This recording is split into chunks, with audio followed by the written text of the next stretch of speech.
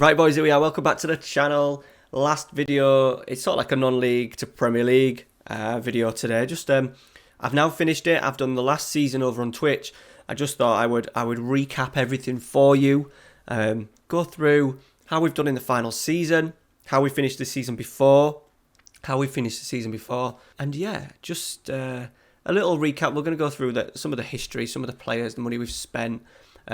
Look at the best 11, those sorts of things. Won't be a long video, probably around 10 minutes, 15 minutes, but I just thought it would be nice just to finish it all off. So we're going to dive in.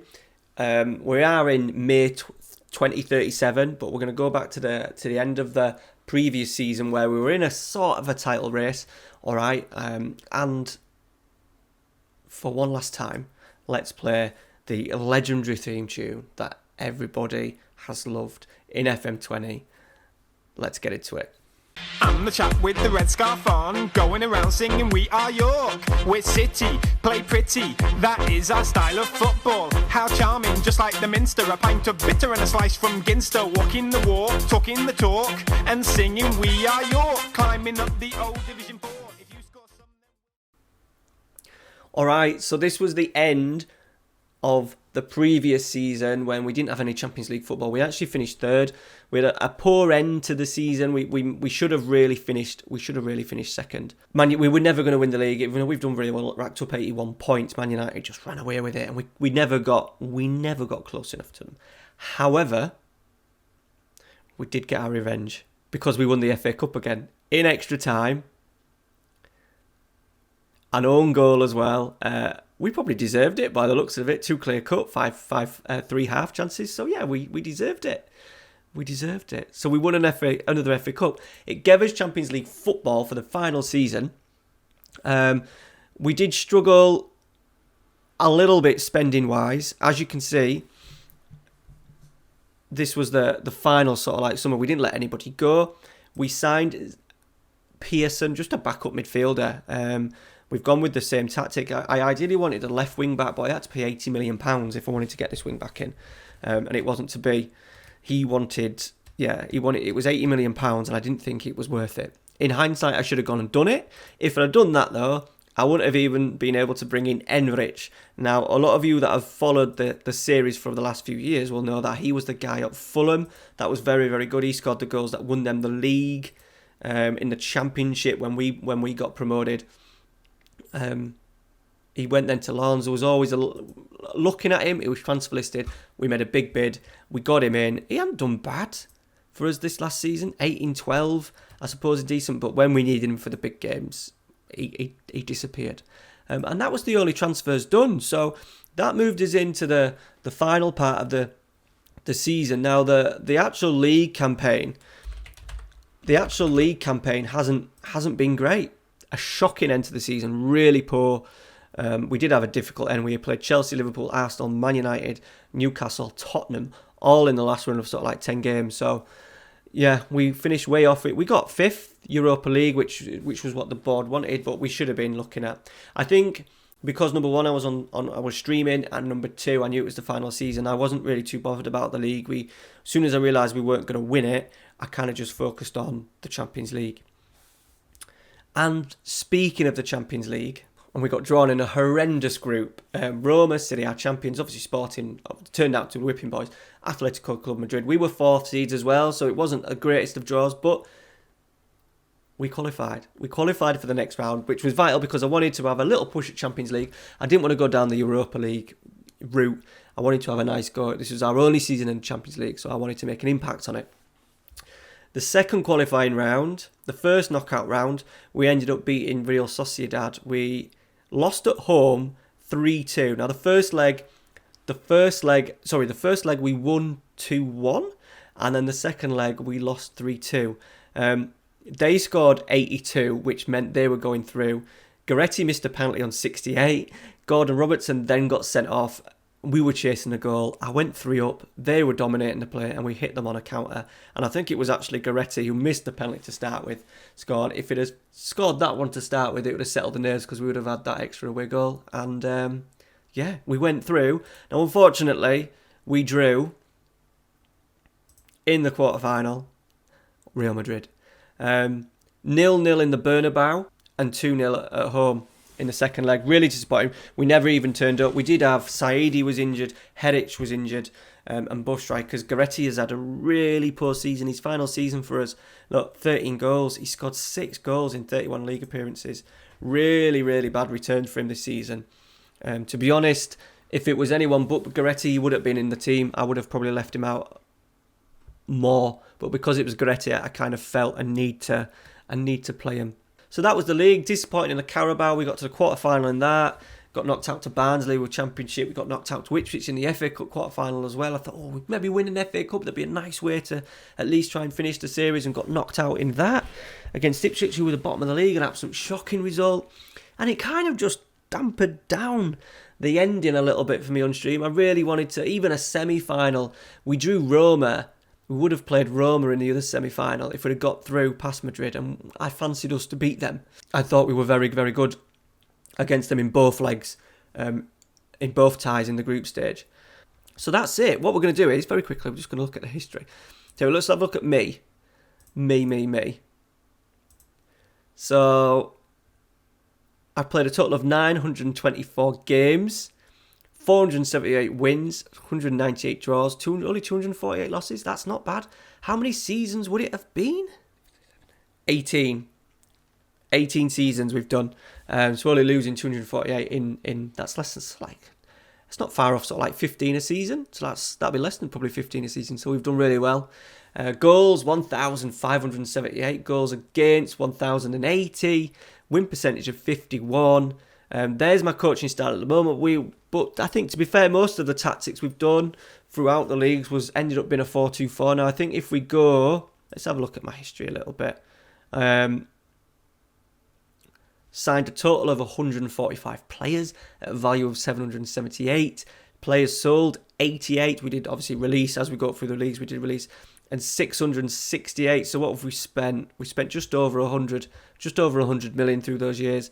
I think the big buys of David Wallace and Enrich have taken that over it really, and Enrich proved to be not the greatest of signings. David Wallace as well has struggled.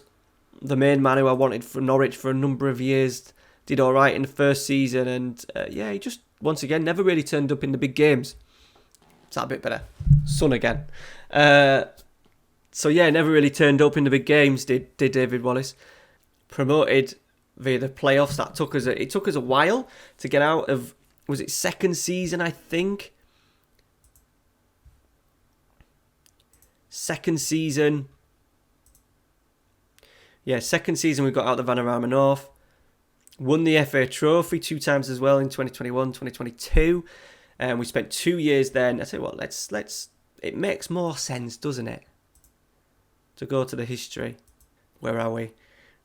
We're here, yeah. So we spent 2 seasons in the Conference National North, 2 years in the National League, finishing 7th in the playoffs in the first, then 10th in the EFL League 2 for the first time around, then winning the league convincingly the season after with 102 points. We then went straight up and won the League 1, finishing first.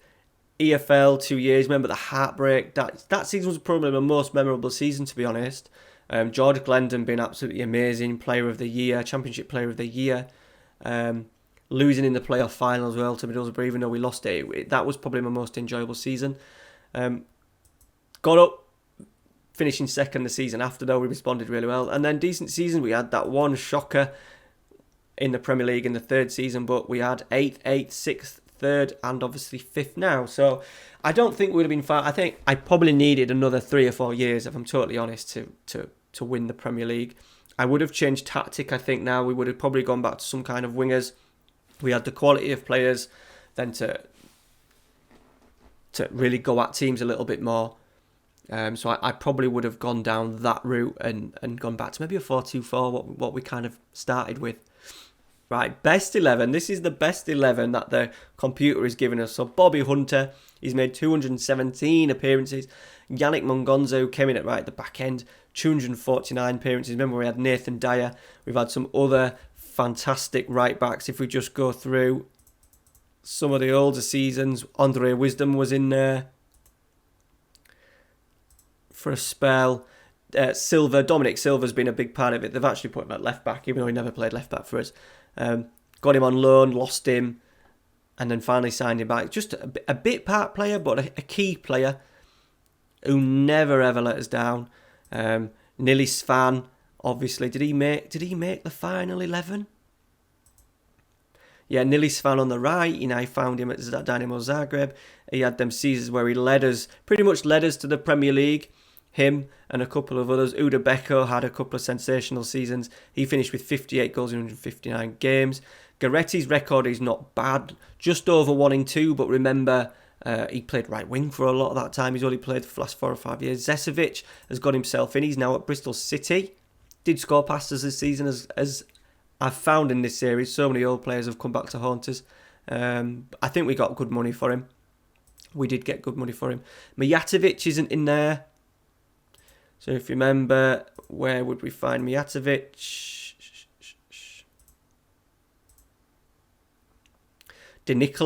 Gabriel De Nicola's in there. He's still at Aston Villa. He was fantastic for us in the Championship. Mijatovic as well. I think this must have been the season we got promoted. I think this is the season we got promoted. Mijatovic, we did try and get him in in the summer. They didn't want to know. And look, he's had an absolutely tremendous season. 13 goals, 20 assists as Mijatovic. Would have been a player that I'd have tried desperately to sign back before the end of the series. Jamie Chisholm was a player that we thought would turn into a superstar and never did. We ended up only having a 2-year loan spell.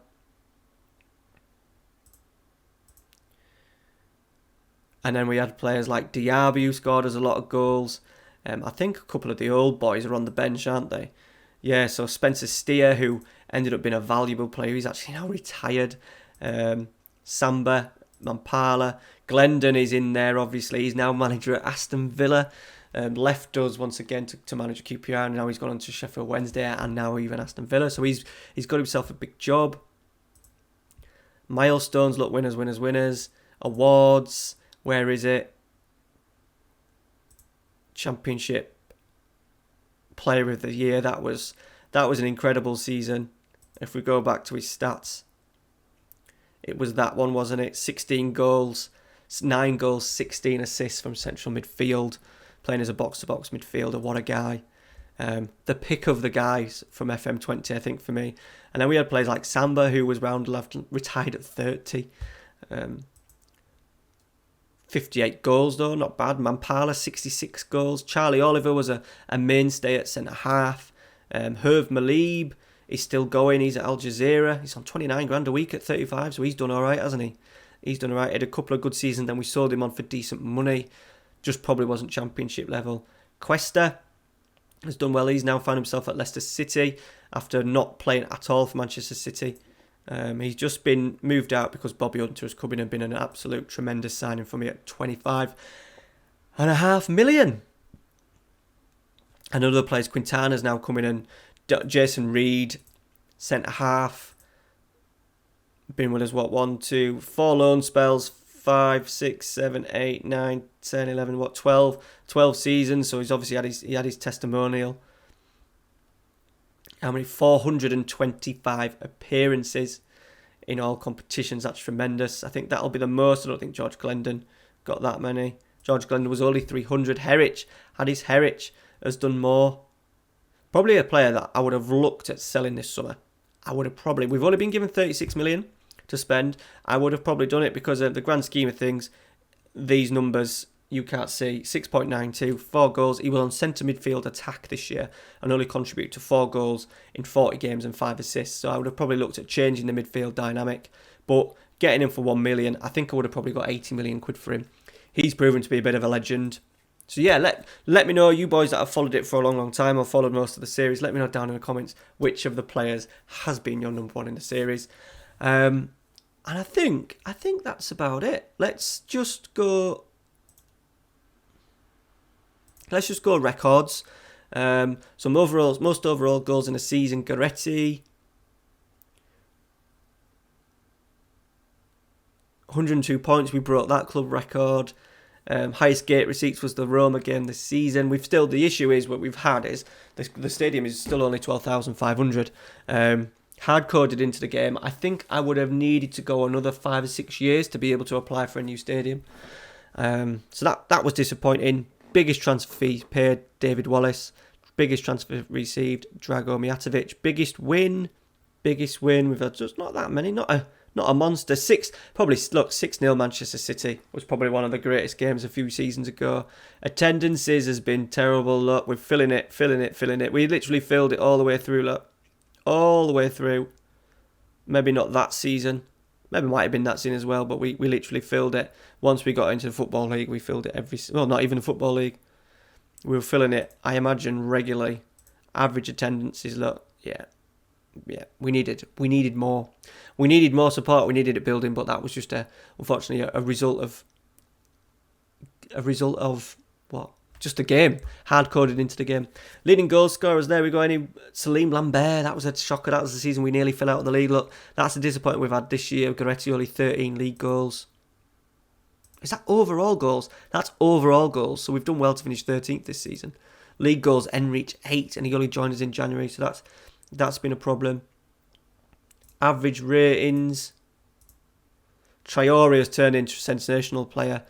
74 million, one of the best midfielders in the game. That was money well spent. 3 seasons at £50 million. Big clubs once again, no doubt, coming around for him.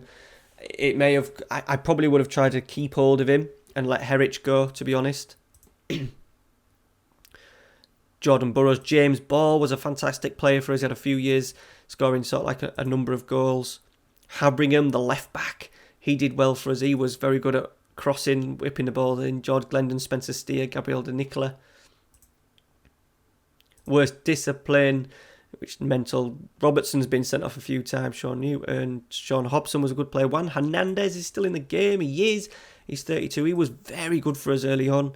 Had one good season in League One when we went up and won straight away. Then we sold him on to Udinese. 6'4", one of our better centre halves that we had.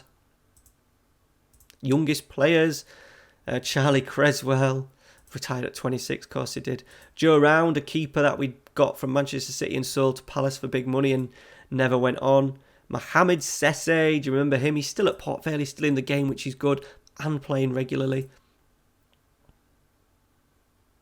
William Ngongi. Oldest players, Ben Godfrey we had for a few years, Joe Gomez, Abubakar, Clinton, Coutinho, Mahrez, Matty Blair, there he is, scored a massive goal for us in League Two. And then the last few years we've had small squads. Nathan Dyer, I forgot to even mention, look, Nathan Dyer's in there. I had him as a scout. He's left us. I had him for a scout free. I maybe should have kept him going. There he is. He finished on, well, it says 85. It would be good if they just did all comps, but a legend nonetheless. Youngest goal scorer, Nathan Dyer scored actually in one of the games. Dino Lecco, Lutz Bowman we thought was going to be sensational, and turns out no, he was shit. Connor Carty, do you remember him? Thought he was going to be a wonder. Could he retired at 33? Didn't score enough goals. Did play well for us. Put himself about. Just didn't score enough goals. Reece Townsend was a defender that could pretty much play everywhere for us. Fans Player of the Years. Burrow, who bizarrely retired after season 1. Just something that Football Manager needs to get sorted. Players retiring at the lower end. Deschamps Bernard, the centre half. He's probably retired now. Yes, of course he's retired at 26. Just, once again, stupid. And then Gongi, who never quite made it. He has had a fantastic season at Galatasaray though, look. 30 goals in Gongi. Isaac Sinclair, a player that came in and did really well for us for a couple of seasons. Scored a lot of goals. He did very well at Curzon National. We got him on board, left-sided, sort of like inside forward. Jordan Abita, one of our first big signings, big wage, sort of like budget signings. Ended up playing 97 league games for us. And guys, I think that's it. I've kind of rattled on enough there. Now, if you want the game, 2 things you need to do. You need to jump in the Discord and then ask me for it, and I'll send you a download link. If anyone does want it, you want to have a little look around yourself, you're more than welcome to. If you jump in the Discord and I'll get a link sorted in there for you. Thank you very much for your support on this series. longest running series. It should have gone over 100 episodes. Lesson learned. Hopefully the special one will have a proper ending where we get where we want to be in the save this year.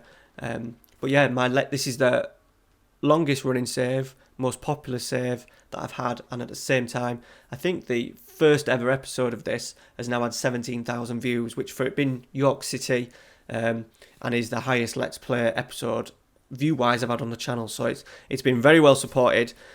We'll do something in a year's time back in non-league.